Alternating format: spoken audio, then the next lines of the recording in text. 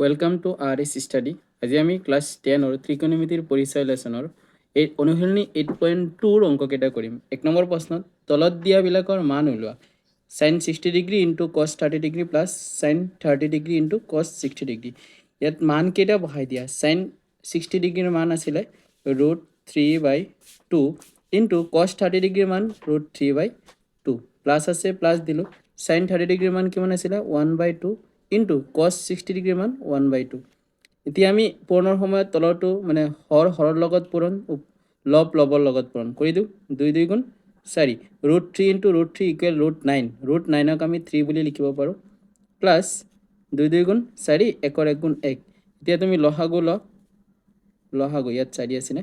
লসাগু কিমান হ'ব? দুইটা 4 আছে হৰ, গতিকে আমি 4 লসাগু ল'লোঁ। ওপৰত যেনেকৈ চিন আছে 3 পিছত প্লাছ আছে প্লাছ দিলোঁ, 1 আছে লিখিলোঁ। এতিয়া কটাকটি একেলগ কৰা। 3 আৰু 1 4, 4ৰ তলত কিমান আছে 4, কটাকটি কৰিলে 1। আনচাৰ এইটোৱেই। পিছৰটো কৰি চাওঁ। পিছৰ প্ৰশ্নটো হ'ল এইটো। প্ৰশ্নটো হ'ল 2 tan square 45 degree plus cos square 30 degree minus sin square 60 degree. এতিয়া মানকেইটা বহাই দিয়া। ইয়াত 2 আছে 2 লিখা ইনটু, কাৰণ পূৰণ হৈ আছে। tan 45 ডিগ্ৰীৰ মান কিমান আছে 1। 10ৰ ওপৰত যিহেতু স্কোৱাৰ আছে আমি স্কোৱাৰ দিলোঁ প্লাছ cos 30 ডিগ্ৰীৰ মান কিমান আছে √3/2। cosৰ ওপৰত স্কোৱাৰ আছে স্কোৱাৰ দিলোঁ, পিছত কি চিন মাইনাছ sin 60 ডিগ্ৰীৰ মান কিমান আছিলে √3/2, ওপৰত স্কোৱাৰ আছে স্কোৱাৰ দিলোঁ। এতিয়া চোৱা 2 ইনটু 1ৰ ওপৰত যিমানেই নাথাকক কিয় স্কোৱাৰ আছে একেই হ'ব প্লাছ ৰুট আছে স্কোৱাৰ ৰুট কেঞ্চেল, মানে এই স্কোৱাৰটো 2টাৰ ওপৰত আছে।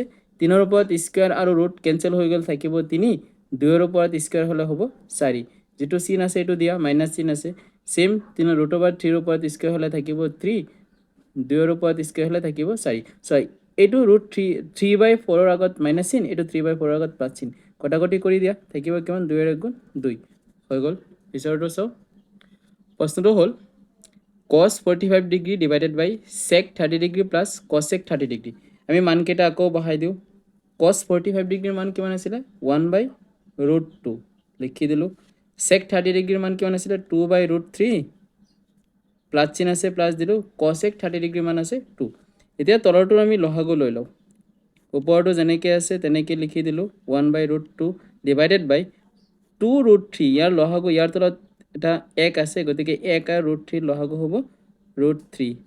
√3 to √3 মিলি গৈছে, ওপৰত যিমান আছে এইটো লিখি দিয়া প্লাছ 2ৰ লগত √3 পূৰণ কৰি দিয়া 2√3। এতিয়া আমি এটা কাম কৰোঁ, ওপৰটো যেনেকৈ আছে তেনেকৈ লিখি দিলোঁ। এই আজডালে হৰণ বুজাইছোঁ, যেতিয়া আমি হৰণৰ জেগাত পূৰণ চিন দিম পিছৰটো প্ৰতিক্ৰম হৈ যায়, মানে √3 ওপৰত গুচি যাব, 2 প্লাছ 2√3 তলত আহি গ'ল। এতিয়া আমাৰ পূৰণ কৰি চাওঁ কিমান হ'ব। 1ৰ লগত √3 পূৰণ কৰিলে √3, 2ৰ লগত এবাৰ √3 পূৰণ কৰিলে মনত ৰাখিবা বাহিৰৰটো ৰুটঅভাৰ নথকা, চিন নথকা যিটো বাহিৰত আছে বাহিৰতে ৰেখা, ৰুটঅভাৰৰ ভিতৰত যিটো আছে ভিতৰতে ৰেখা, মানে ৰুটঅভাৰৰ ভিতৰটোৰ লগত তুমি পূৰণ কৰিবা, বাহিৰৰটো বাহিৰৰ লগত। পিছত প্লাছ আছে প্লাছ দিলোঁ, 2টো বাহিৰত আছে লিখিলোঁ। ইয়াত চোৱা 2 আৰু 3 ৰুটঅভাৰৰ ভিতৰত আছে, গতিকে 3 2 গুণ কিমান হ'ব 6 হ'ব। এতিয়া আমি ইফালে কৰি চাওঁ অংকটো কণ্টিনিউ। হৰ পৰিমেয় কৰি চাওঁ। এতিয়া হৰ পৰিমেয় কৰাৰ নিয়মটো আছিলে, যিটো স্কোৱাৰ কৰি চাম, যিটো বেছি আছে সেইটো আগত লিখিব লাগিব। ইয়াত চোৱা 2√6, ইয়াক স্কোৱাৰ কৰিলে 2 2 গুণ 4, 6 4 গুণ 24। পিছত প্লাছ 2√2ক স্কোৱাৰ কৰিলে কম হয়, সেইকাৰণে এইটো পিছত লিখি দিলোঁ। হোল ইনটু ওপৰত যিটো আছে লিখি দিয়া √3। ইয়াত কি কৰিম, হৰ পৰিমেয় কৰাৰ ছিষ্টেমটো আমি আগৰ পৰা শিকিছোঁ, কিমান যেনেকৈ আছে তেনেকেই চিনটোহে বেলেগ কৰি দিম। প্লাছৰ আছে মই মাইনাছৰ দিলোঁ 2√2। এতিয়া এইটো আমি বেছি হৈ গ'ল, ওপৰত ছেম লিখি দিওঁ 2√6 মাইনাছ 2√2। এতিয়া তলৰটো এটা সূত্ৰমতে পৰি গ'ল ন, a plus b whole into a minus b equal a square. a square মানে 2√6 whole square minus 2√2 whole square হৈ গ'ল। ওপৰটো 3ৰ লগত যদি পূৰণ কৰা, এবাৰ 3ৰ লগত 2√6 পূৰণ কৰিবা, এবাৰ √3ৰ লগত 2√2 পূৰণ কৰিবা। কৰি চাওঁ, 2টো বাহিৰত আছে বাহিৰতে ৰাখি দিলোঁ। ৰুটঅভাৰৰ ভিতৰত 3 পূৰণ 6, 6 3 গুণ 18 হৈ গ'ল। ইয়াৰ আগত প্লাছ আছে, ইয়াৰ আগত মাইনাছ, প্লাছে মাইনাছে মাইনাছ, ছেম 2টো বাহিৰত আছে, ৰুটঅভাৰ কিমান হ'ব 3 2 গুণ 6। এতিয়া আমি এইটো পিছৰটো কৰি চাওঁ। 2ৰ ওপৰত স্কোৱাৰ হ'লে হয় 4, ৰুট অভাৰ 6ৰ ওপৰত স্কুৱেৰ হ'লে হয় 6 কাৰণ স্কুৱেৰৰ ৰুট কেঞ্চেল এতিয়া ইয়াক আমি লিখিব পাৰোঁ 3 স্কুৱেৰ ইনটু 2 বুলি কাৰণ 9 ইনটু 2 18 হয় 9ক আমি 3 স্কুৱেৰ বুলি লিখিব পাৰোঁ মাইনাছ 2 ৰুট 6 পিছত মাইনাছ ইয়াক আমি লিখিব পাৰোঁ 2ৰ ওপৰত স্কুৱেৰ হ'লে হয় 4 ৰুট 2ৰ ওপৰত স্কুৱেৰ হ'লে হয় 2 পিছৰটো চাওঁ ইয়াত হ'ব 2 তিনিও এটা বাহিৰত ওলাই আহিব কাৰণ স্কুৱেৰ ৰুট কেঞ্চেল বাকী থাকিব 2 মাইনাছ 2 ৰুট 6 তলত হ'ব 6 4 গুণ কিমান 24 মাইনাছ 4 2 গুণ 8 পিছত কৰি চাওঁ ইয়াত কমন লোৱা ইয়াতো 2 আছে ইয়াতো 2 আছে 2 এটা কমন হৈ যায় থাকিব কিমান 3 ৰুট 2 মাইনাছ 2টো কমন লৈ লৈছোঁ থাকিব ৰুট অভাৰ 6 পিছত তলত কিমান হ'ব 24ৰ পৰা 8 গুচি গ'লে 16 থাকে এতিয়া কটাকটি কৰি চোৱাচোন 2 16ৰ ভিতৰত 8 বাৰ গৈ আছে ন তো তলত হ'ব 8 ওপৰত 3 ৰুট 2 মাইনাছ ৰুট 6 হৈ গ'ল পিছৰটো কৰি চাওঁ পিছৰ প্ৰশ্নটো কি আছে sin 30 degree plus tan 45 degree minus cosec 60 degree divided by sec 30 degree plus cos 60 degree plus cot 45 degree ইয়াৰ এইকেইটাৰ মান বহাই দিয়া কিমান আছে sin 30 ডিগ্ৰীৰ মান হাফ ন 1/2 প্লাছ চিন আছে প্লাছ দিলোঁ tan 45 ডিগ্ৰীৰ মান হ'ল 1 মাইনাছ cosec 60 ডিগ্ৰীৰ মান হ'ল 2/√3 তলৰটো কৰা sec 30 ডিগ্ৰীৰ মান কিমান আছে 2/√3 প্লাছ cos 60 ডিগ্ৰীৰ মান 1/2 পিছত প্লাছ cot 45 ডিগ্ৰীৰ মান 1 এতিয়া আমি এটা কাম কৰোঁ লসাগু লৈ যাওঁ লসাগু টোটেল কিমান হ'ব ইয়াৰ তলত 2 আছে ইয়াৰ তলত 1 আছে ইয়াৰ তলত √3 আছে তেতিয়াহ'লে গোটেইখিনি লসাগু ল'লে 2√3 পৰি আছে ন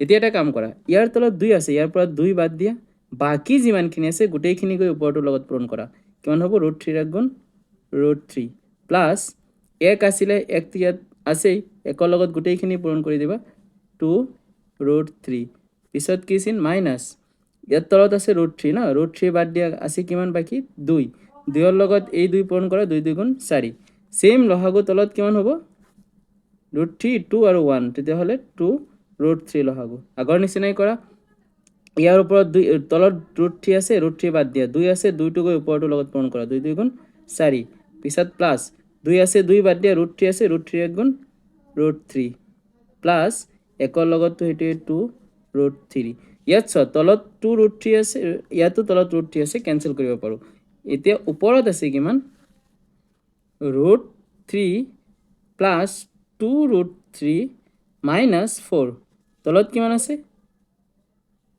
4 প্লাছ √3 প্লাছ 2√3 এতিয়া আমি এটা কাম কৰোঁ ওপৰত কেইটা ইয়াত আছে √3 দুটা আছে ইয়াত √3 এটা টোটাল √3 হ'ল 3টা √3 আছে মাইনাছ 4 ইয়াত √3 কেইটা আছে 3টা √3 আছে প্লাছ 4 এতিয়া আমি হৰ পৰিমেয় কৰোঁ হৰ পৰিমেয় ইয়াতেই কৰি দি আছোঁ তুমি এটা কাম কৰা চিন হে পৰিৱৰ্তন কৰা 3√3 ইয়াত প্লাছ আছে আমি ইয়াত কি দিম মাইনাছ চিন দিম সেম আৰু এটা লওঁ 3√3 ওপৰত তলত যেটো লিখিছোঁ বেছি এইটো আকৌ লিখি দিওঁ তলৰটো এটা সূত্ৰত পৰি গৈছে a + b whole into a - b এৰ মান কিমান আছে 3√3 সূত্ৰ মতে a² - b² হ'ব লাগে a² মানে 3√3 মাইনাছ b মানে 4 ওপৰত স্কয়াৰ দিলোঁ এইটো চোৱা 3√3 মাইনাছ 4 ইয়াতো আছে কি 3√3 মাইনাছ 4 তেতিয়াহ'লে দুইটা সেম হৈ গৈছে আমি লিখিব পাৰোঁ 3√3 মাইনাছ 4 হোল স্কয়াৰ তেতিয়াহ'লে আমি ইয়াত কৰি দিওঁ পিছৰটো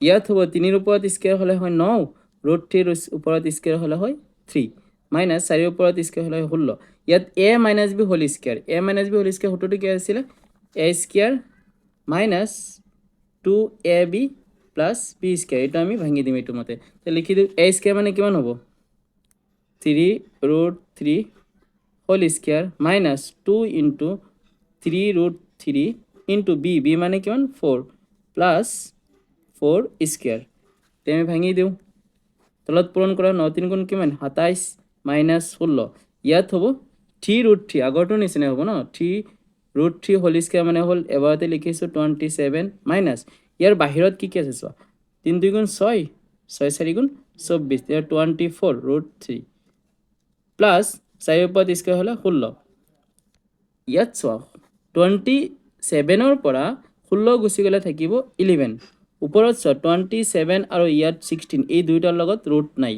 ৰুট থকা কোনো সংখ্যা নাই এই দুইটা যোগ কৰিলে কিমান হ'ব 43 মাইনাছ কিমান হ'ব 24 ৰুট 3 হৈ গ'ল আনচাৰ আশা কৰোঁ সকলোৱে বুজি পাইছা কিপ ৱাটছ মাই চেনেল আৰু যদি বুজি পাইছা তেতিয়াহ'লে লগৰ কেইটাৰ লগতো শ্বেয়াৰ কৰিবা চেনেলটো ছাবস্ক্ৰাইব কৰিবা এনেকুৱা ভিডিঅ' পোৱাৰ কাৰণে থেংক ইউ